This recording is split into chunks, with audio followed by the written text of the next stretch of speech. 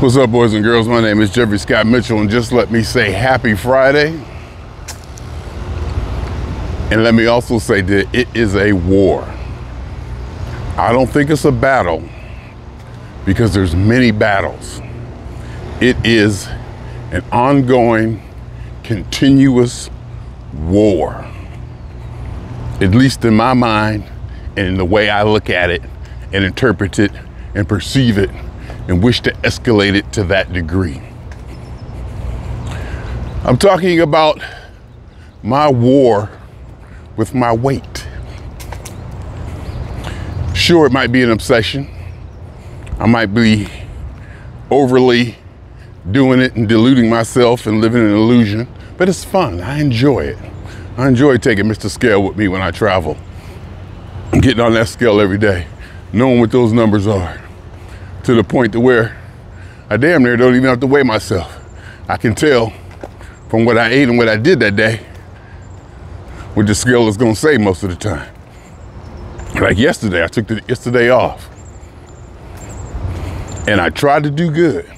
I figured if I don't have 2 days in a row, I won't indulge and gain 30 pounds. So I kind of took an advantage, took yesterday off, worked today, work tomorrow to get off Sunday.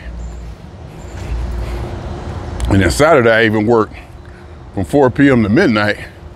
So that should help with my caloric intake to some degree.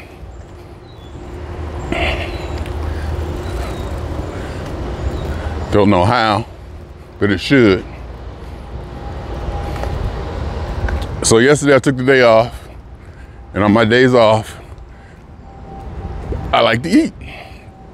One of the things I'm looking forward to is eating. Hell, one of the main things I always look forward to is eating.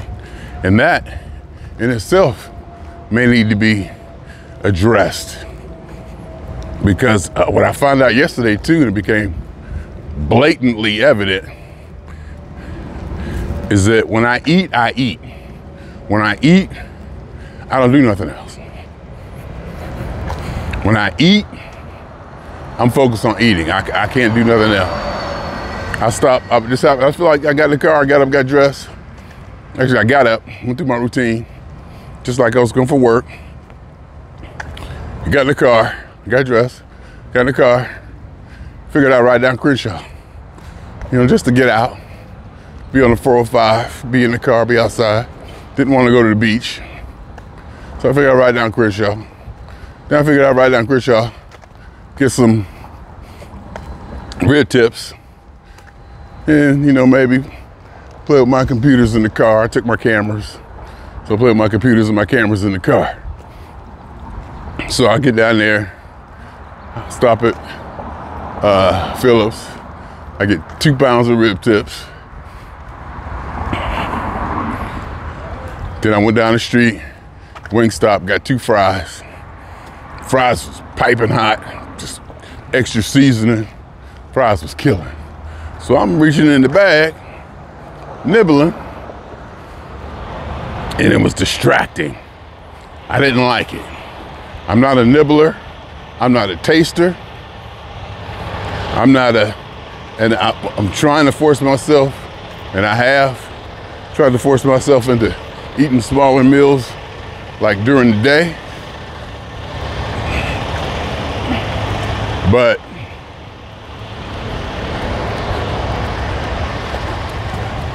that don't seem to always work.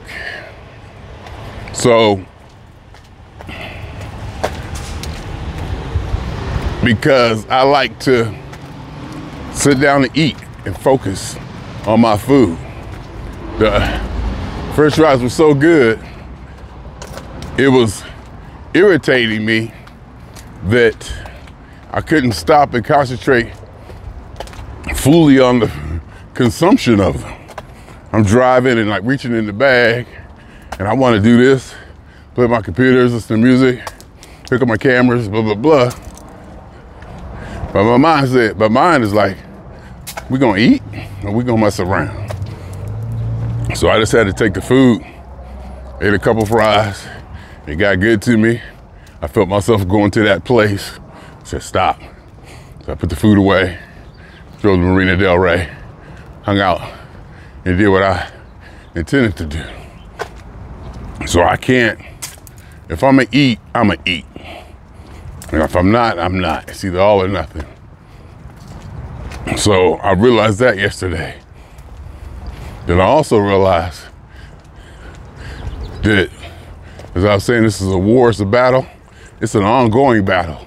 So that makes it a war. So every day, you gotta get up. I gotta get up and fight this thing. Every day, I gotta get up and fight this, go after it. I gotta watch what I do. I gotta get up, watch what I do, watch what I eat. It's never ending. Get out there and walk. Last night, after I ate those 2 pounds of rib tips and those 2 large fries, yep, I ate them all. I didn't have no sweets yesterday. I ate it all. It's just some rib tips left. But I ate the 2 fries, and I ate the majority of them rib tips.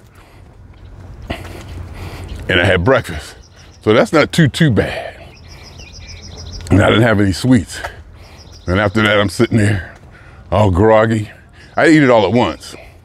I ate one like when I got home, then I ate another one in the evening, at the other half in the evening. So I'm sitting there, and it was only like 7:30, 8 o'clock. So I got up and went and got some steps. When I finished up my 10,000, you know, to help, because it's a battle. It's every day you gotta battle it. You gotta do your little part to where it doesn't seem like it's helping. You're like, why am I out here? Why am I out here? You just gotta trust the process. Especially if you don't see immediate results. Or you look up, you don't look like you feel you're getting results. Or the results don't satisfy you enough. So you go through it.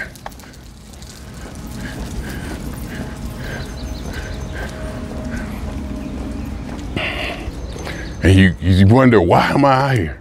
Why am I here walking every day in the same shirt? It ain't crunchy yet, but I turned it inside out. Usually when I turn it inside out a couple of times, that's when it starts to get crunchy. It's like I just made that up, but it could be true. So, I'm out here again today. Mr. Scale said 223 last night, 221 this morning.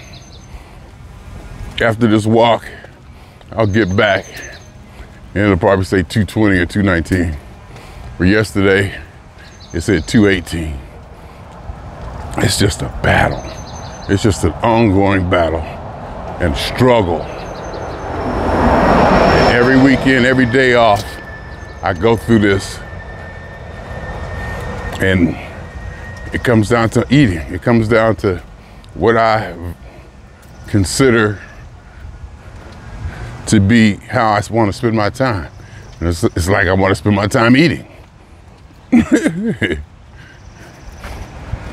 like I want to spend my time eating in front of TV, and it feels so good. It's definitely not rewarding, but it feels good. It might be rewarding, I don't know. But it feels good, and everything is just good. Everything is just so good. So I gotta get out here and walk every day. I gotta get out here and walk every day. Not even knowing why. Why am I out here walking? You know, I understand why I'm working every day. Pay the bills. Sometimes I'm out here walking, I'm like, it's a lost cause. I reinstalled the app on my new phone, and somehow I got into an area where it totaled up all the steps that it counted, I guess in all the years I've been walking. It's like 18 million. It's like it said it registered 18 million steps for me. That's impressive, I like that. The million, the term million, or the number million, or the designation million has always been something special to me. Remember when I got my first million likes or something, or views on my videos. on YouTube or something. It was 1 million. Million is a big number in my mind. A significant number. So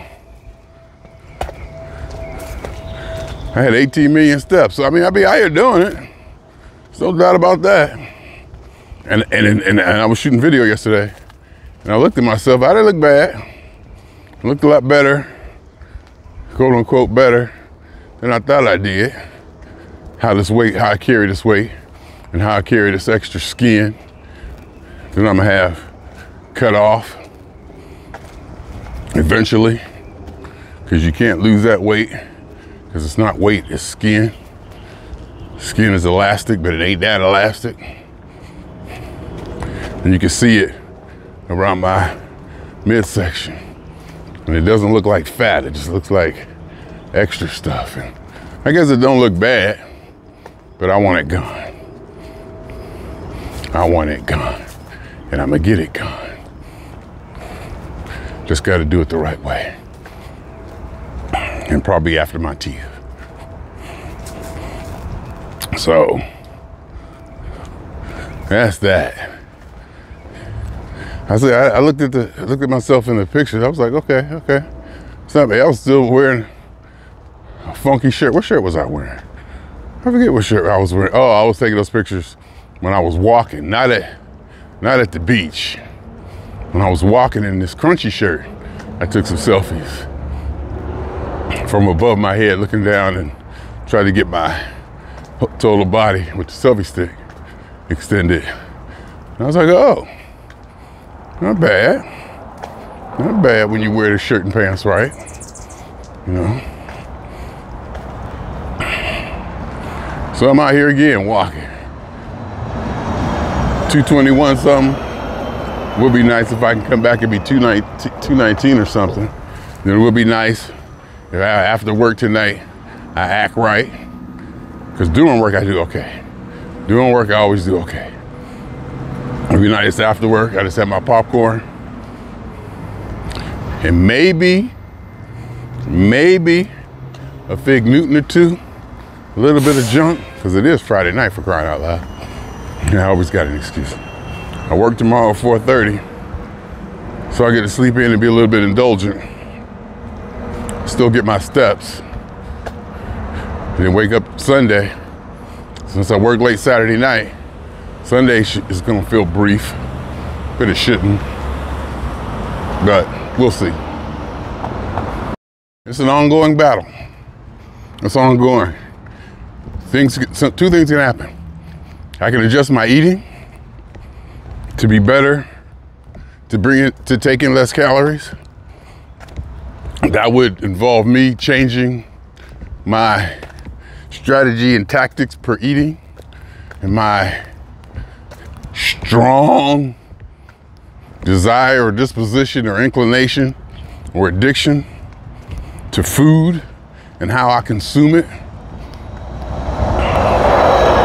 Because I get excited. I get excited about shopping for the food, getting it home, doing other stuff while I'm delaying before I eat, cooking it, getting it prepared, sitting it down on my table, on my mobile table that I have sitting next to my recliner that I got from Goodwill probably 20 years ago. My TV, Netflix, and YouTube, and my food sitting there. Oh God. Oh my God, you just stop. You stop everything you eat. You focus on eating and how good that feels.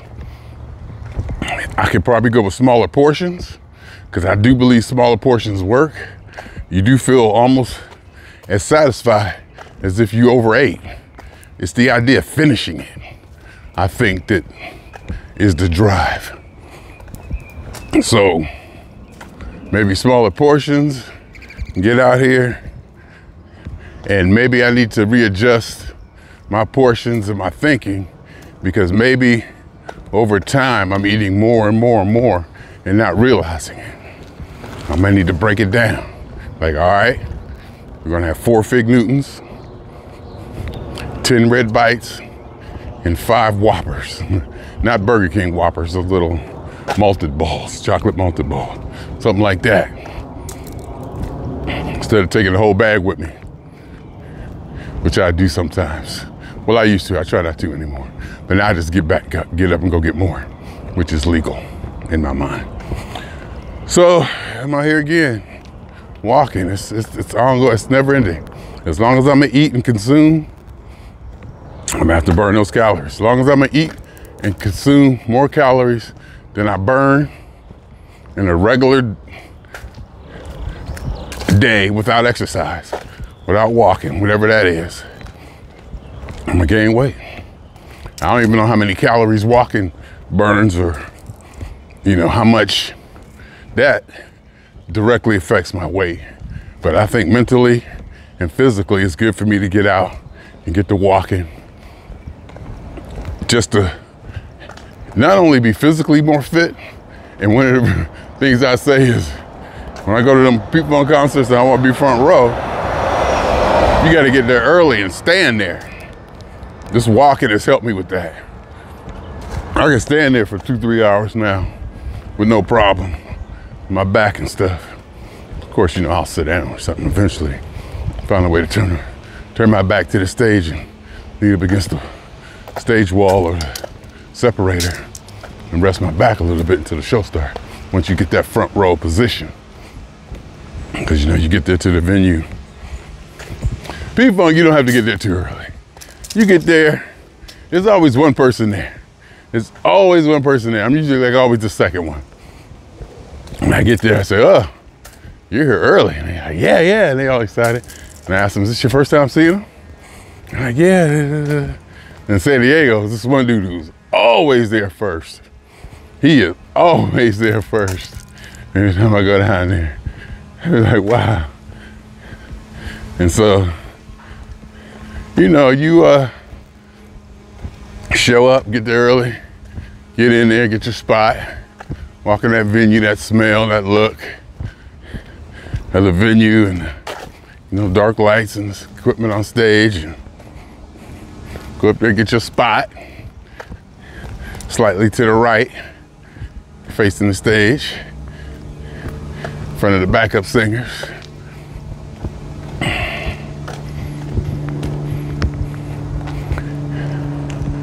You know how we do?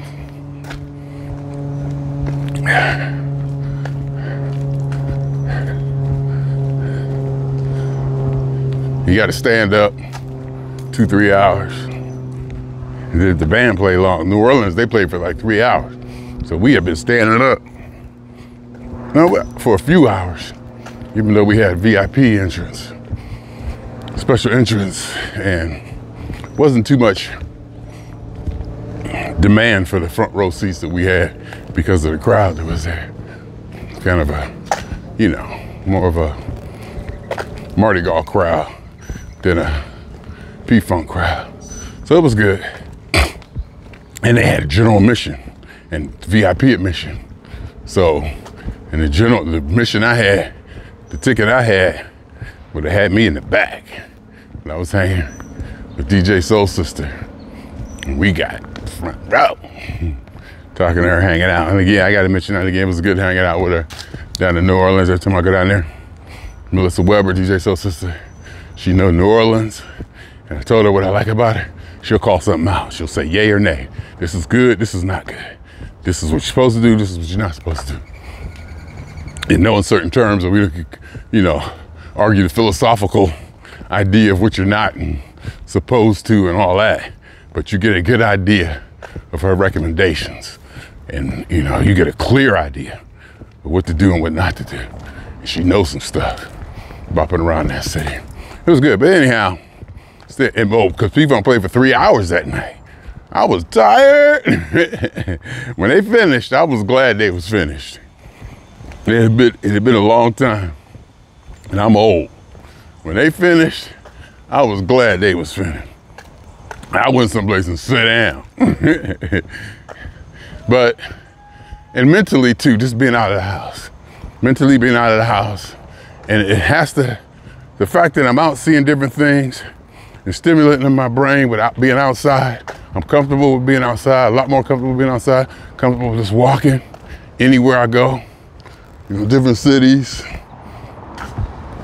Just get out there and walk, you know, and it's nothing like laying in the bed feeling all lazy, then being able to get up and go walk 5 miles on a humbug.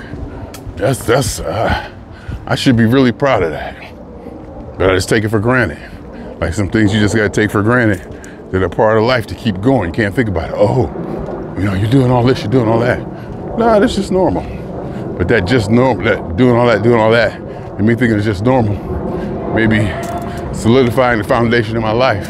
It keeps my life so, quote unquote, good to me and responsive and satisfying for me. The habits that you get into without even thinking about it. That's what I'm talking about. Forgot what I was talking about. Oh, when your natural inclinations, your subconscious, the foundation of your thinking, the foundation of your breathing, the things that you do or say, or the things that you do or think without thinking, before you even think, when the core of that is set to help you be successful in life. Like okay, I'll give you an example. If I pick something up and I put it down, it's inherent in me or deeply rooted in me that I don't put that thing down unless it's in the place where it goes. Before I even think, if I go to pick up something, use something, put it down, before I can even really have to stop and think about it, my body and my mind won't let me put that thing down. I always got to put it back where it goes. And you can see how, if that's something that's subconscious or that you do without even thinking, how that can help you in life. I know where I don't ever lose nothing. Well, very, very rarely lose anything. Everything is always in a certain place. Everything goes in a certain place. But one thing I did think I lost was the adapter for my lavalier microphones. There's a adapter plug that goes from the 3 or 4 connector phone type male 3.5 millimeter plug to the regular stereo 3.5 millimeter plug, so that I can use my lavalier on my computer. And there's an adapter I was using, might be at my mother's house. I think I might have took it off there and left it sitting there someplace at my workstation there, but I can't find it. It wasn't in the usual places. I could probably just order another one online, but it's about order. I just have this thing about order and things being where they're supposed to be. And if I lose something, it's okay. You know, I don't freak out on it. Okay, I might freak out. I don't freak out, but I will obsessively look for it, where I can just buy one and have one delivered the next day. And that looking for it may end up costing more if you know, imply opportunity cost and, you know, how much I value my time. But it's pleasurable for me to look and try to find that. You know, something in me makes that fun to find that. How come that thing isn't where it's supposed to be? So, like I said, I wake up, inherent, it's just the way I operate. Little things like that, you know. The other one is I don't lie, ever, at all, no matter what. Just little stuff that you do, that I do or react to or think or am before I even think. Anyway, my name is Jeffrey. So we're going y'all 2 times. For me, for the funk, and for every elementary particle and atom that has ever existed in this or in any universe that ever was, is, or will be. The totality of it all, y'all. A theory of universe. A theory of universe. An hypothesis of all as one. My name is Jeffrey and I'm out.